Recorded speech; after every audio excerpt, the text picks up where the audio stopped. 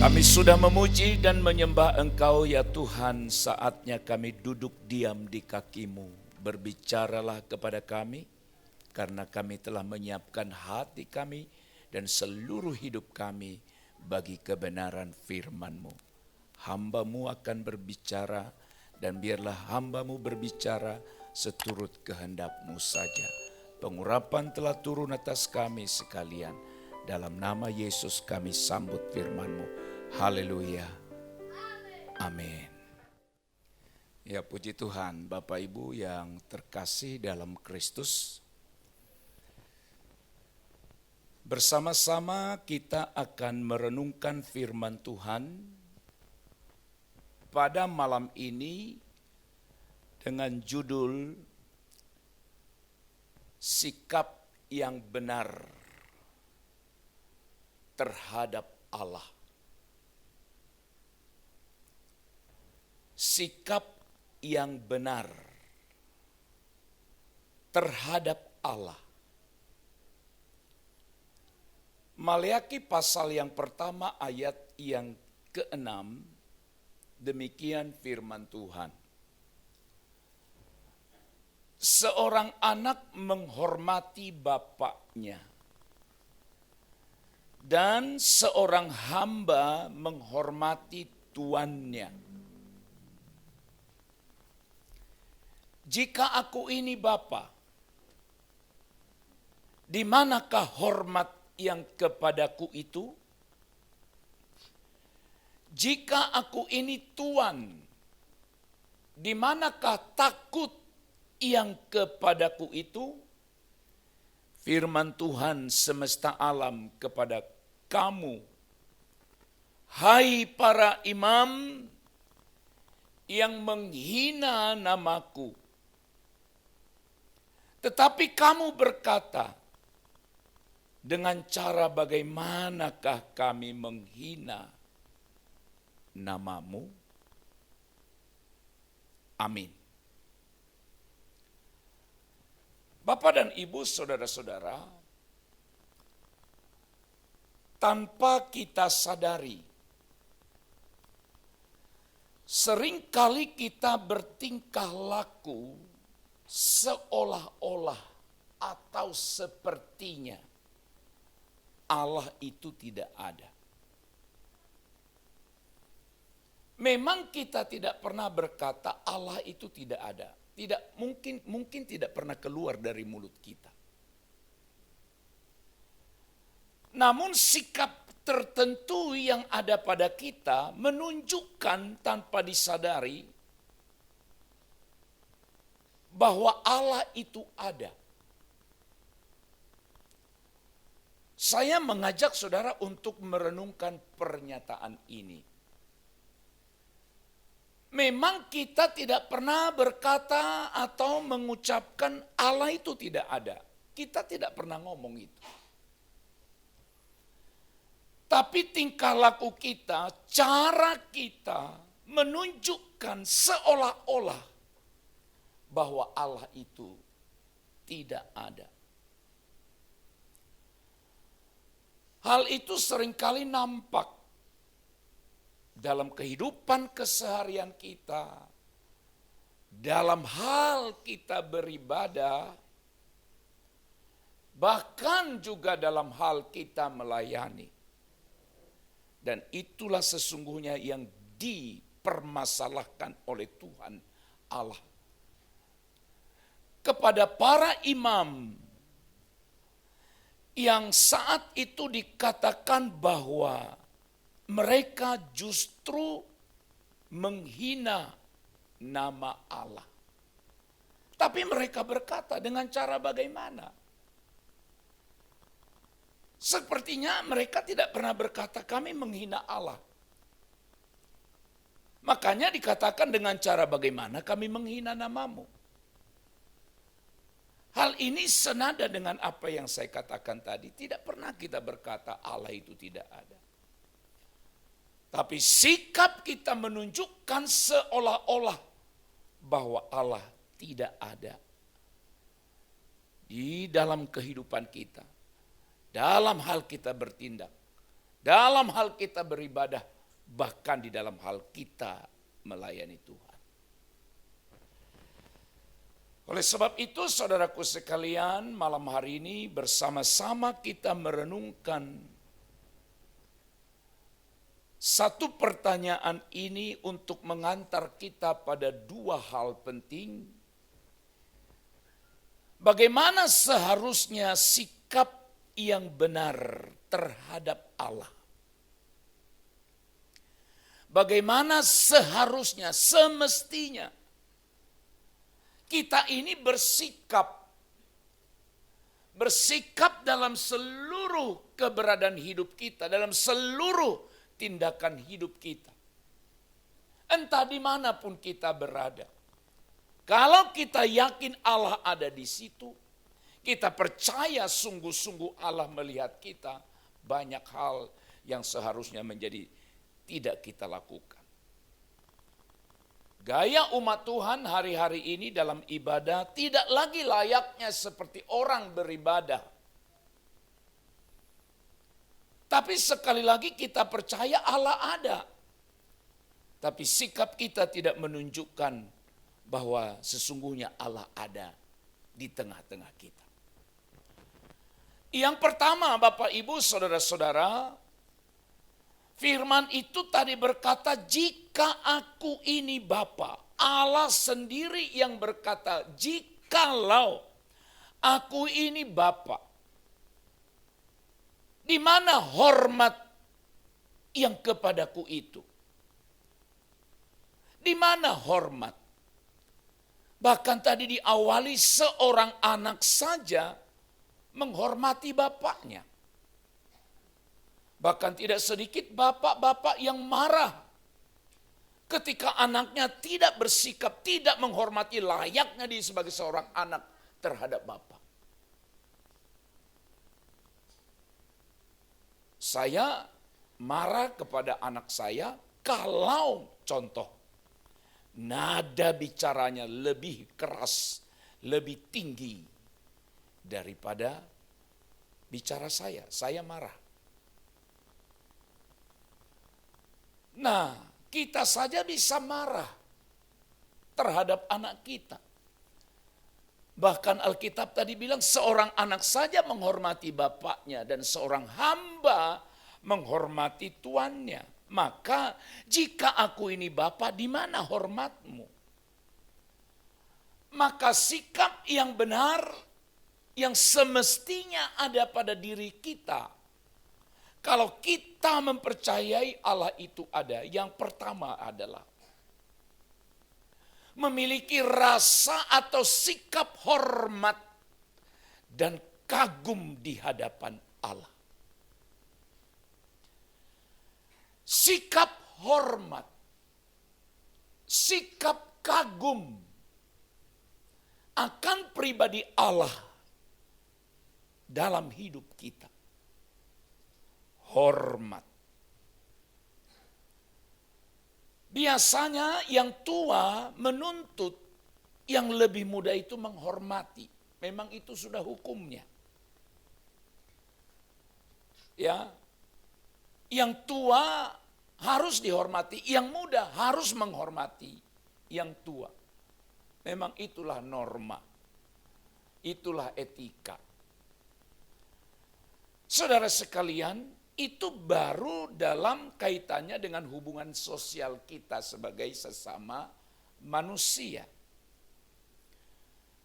Lalu bagaimana dengan pribadi Allah yang tidak setara dengan kita, tidak sejajar dengan kita, jauh melampaui.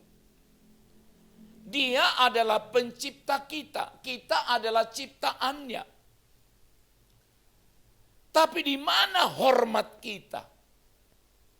Di mana rasa kagum kita akan pribadinya? Saudara sekalian, sikap hormat kepada Tuhan itu tidak bisa dibuat-buat. Tidak bisa dibuat-buat. Maka ketika seseorang yang hendak memuji dan menyembah Allah, ketika dia melakukan tugas pelayanan di belakang mimbar, memandu jemaat untuk menyembah. Kalau dia tidak terbiasa hari-harinya menyembah, lalu dia ajak orang menyembah, itu akan nampak. Penyembahan itu bukan saja ketika kita atau di saat kita sedang memimpin penyembahan. Tapi penyembahan itu adalah warna kehidupan keseharian kita.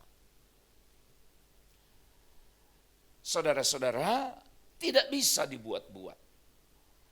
Bahkan juga tidak cukup ditunjukkan dengan kalimat doa. Contoh kalimat doa berkata, kami menghormati Engkau Tuhan. Kami kagum akan Engkau Tuhan. Itu kalimat doa.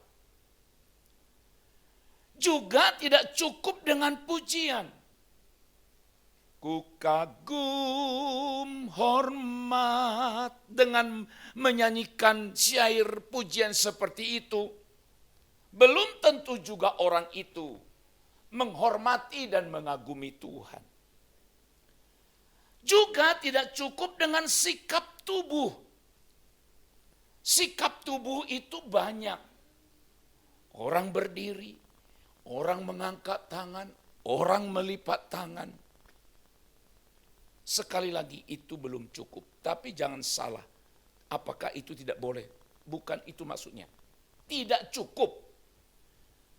Kalimat doa memang kita harus mengagumi, menghormati Allah.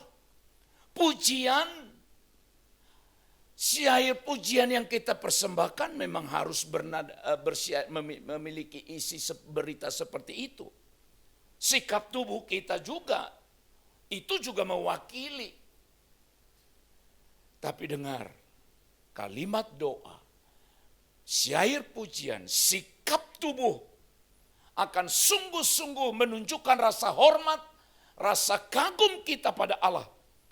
Kalau itu mengalir dari sikap batin yang tersembunyi, meluap, mengalir dari kedalaman hati kita di hadapan Allah.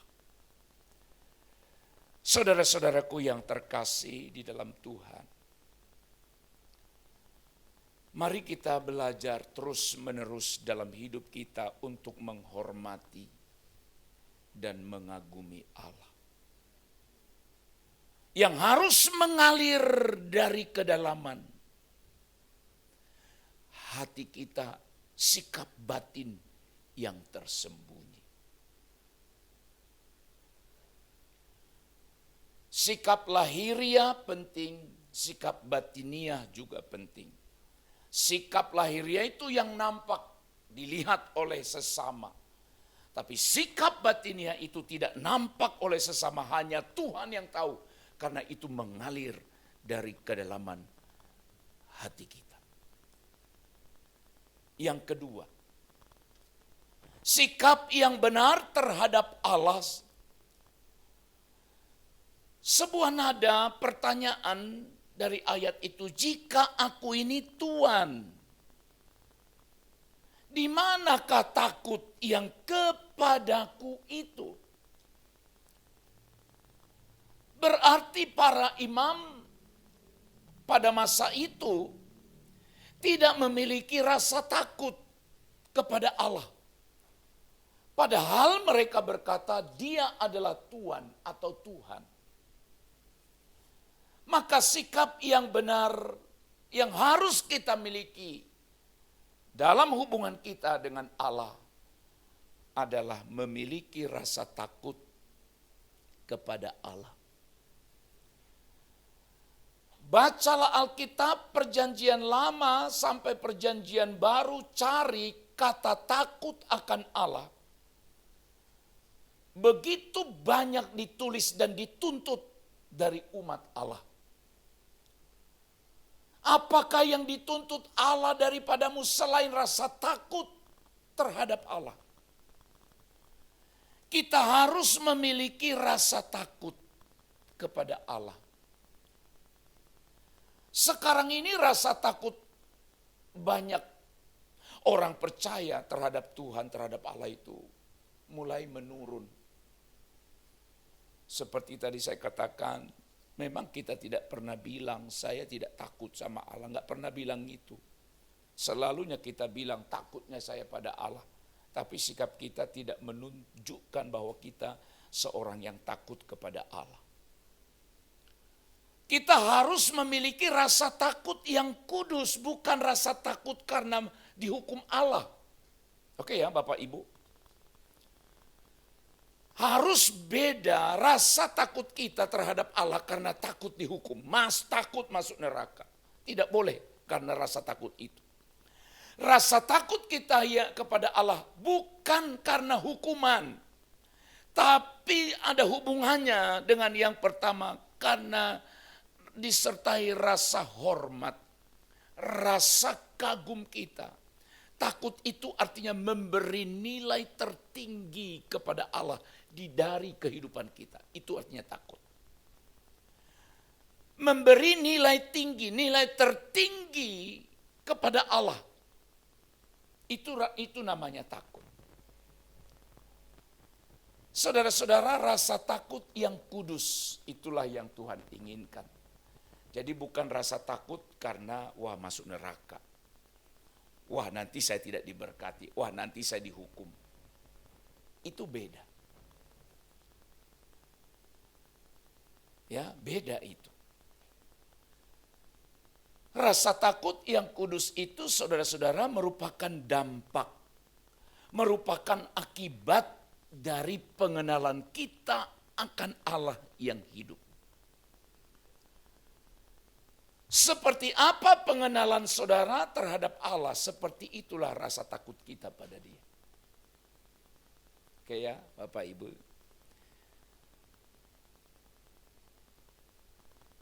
Nah, kalau kita tanya anak-anak ya. Tanya anak-anak ini bilang, kau lebih takut kepada siapa? Polisi atau guru? Kalau kita tanya anak-anak ini sekarang, pasti dia jawab, saya lebih takut pada polisi daripada guru. Kenapa? Nah, dia udah tahu di benak dia polisi itu seperti apa, guru itu seperti apa. Maka tadi saya katakan pengenalan kita pada Allah akan mempengaruhi rasa takut kita pada Dia.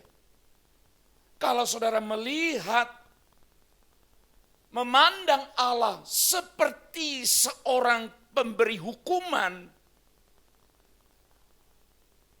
rasa takut kita akan beda. Tapi kalau saudara lihat Dia sebagai Allah yang hidup, yang kudus, yang berdaulat atas hidup kita, rasa takut kita pun pada Dia akan berbeda. Saudaraku sekalian, ketakutan yang kudus itu adalah pemberian Allah. Maka seseorang itu akan memiliki rasa takut kepada Allah, rasa takut yang kudus kepada Allah, seiring dengan pengenalannya, seiring dengan hubungannya, komunikasi orang itu terhadap Allah. Maka ketakutan yang kudus itu sekali lagi pemberian Allah. Ia yang memampukan orang takut, sekaligus menghormati Allah yang berkuasa, mentaati perintahnya, membenci dan menjauhkan diri dari segala bentuk kejahatan. Saudara, di dunia ini siapa yang harus kita takuti? Alkitab bilang ini. Hanya Allah yang harus ditakuti. Yesaya 8 ayat 13. Ingatlah bahwa aku, Tuhan yang maha kuasa adalah suci. Hanya akulah yang harus kau takuti. Aku di situ adalah Allah. Berarti saudara-saudara, hanya Allah yang harus kita takuti. Kenapa kita harus menakuti Dia? Karena Dia berkuasa, Dia berdaulat, Dia terlalu agung, Dia terlalu suci. Dan saudara-saudara, tadi saya sebut di awal, memang harus Tuhan yang memberi. Makanya kita harus berdoa supaya Tuhan berikan kepada kita hati yang takut akan Dia. Karena takut akan Allah, takut yang suci, takut yang kudus itu adalah pemberian Allah sendiri atau Allah yang mengadakannya. Yeremia 32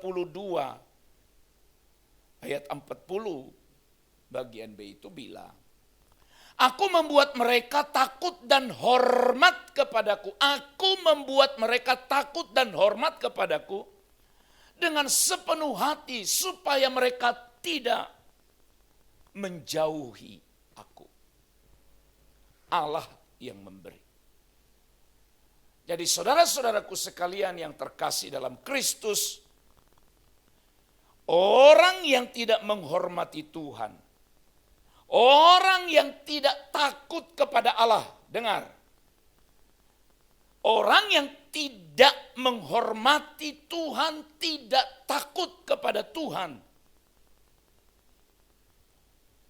dia menghina Tuhan. Karena Allah itu harus dihormati.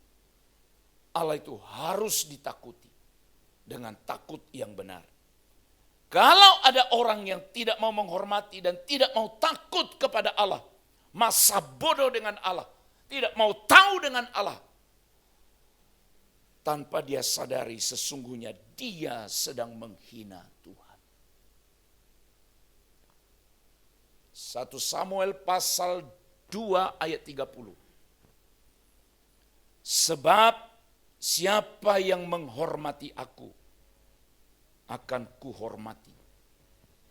Tapi siapa yang menghina aku, akan dipandang rendah. Siapa menghormati Tuhan, akan dihormati oleh Tuhan sendiri. Tapi siapa yang menghina Tuhan, artinya tidak takut kepada Tuhan, maka dia dipandang rendah oleh Allah. Oleh sebab itu, mari kita bersama-sama introspeksi diri sambil mengingat bahwa yang tersimpan dalam hati kita terwujud nampak dalam sikap kita beribadah. Makanya sebenarnya dalam beribadah itu sebaiknya kalau sangat tidak terpaksa. Dengar, kalau sangat tidak terpaksa, tidak perlu jalan-jalan. Tidak perlu keluar masuk. Kalau sangat tidak terpaksa. Kenapa? Karena kita menghormati Allah yang ada di sini, yang hadir di tengah-tengah kita. Oleh sebab itu, saudara-saudaraku yang dikasihi oleh Tuhan, mari kita terus berupaya belajar bersama-sama agar kita memiliki sikap yang benar yang dikehendaki Allah, yaitu menghormati, mengagumi Dia, dan memiliki hati yang takut pada Allah. Amin. Kita berdoa. Kami sadar ya Tuhan, sikap hidup kami seringkali tidak menunjukkan bahwa kami menghormati, mengagumi, dan takut pada Allah.